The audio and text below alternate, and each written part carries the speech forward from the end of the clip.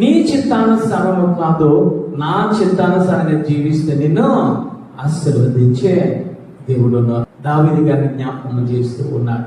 దేవాది దేవుడు ఆయన అంటూ ఉన్నారు, నా మనస్సును దావీదు కలిగి ఉన్నాడు. నేను ఏదైతే నా హృదయంలో నేను ఆలోచిస్తూ ఉన్నానో, ఏదైతే లక్షణాలు నేను కలిగి ఉన్నానో, అయ్యే లక్షణాల్లో దావీదులో ఉన్నాయి. కాబట్టి దావీదును నేను కనుగొని ఉన్నాను. హల్లెలూయా. మధ్యాకాశంలో దేవాది దేవుడు రెండవ రాకడలో రాబోతూ ఉన్నాడు. ఆయన ఎవరిని కనుగొంటాడో తెలుసా? ఆయన చిత్తము నెరవేర్చిన వారిని ఆయన పిలిచే దేవుడు. ఆయన లక్షణములు నీలో నాలో ఉంటేనే నువ్వు మధ్యాకాశానికి వెళ్తావు.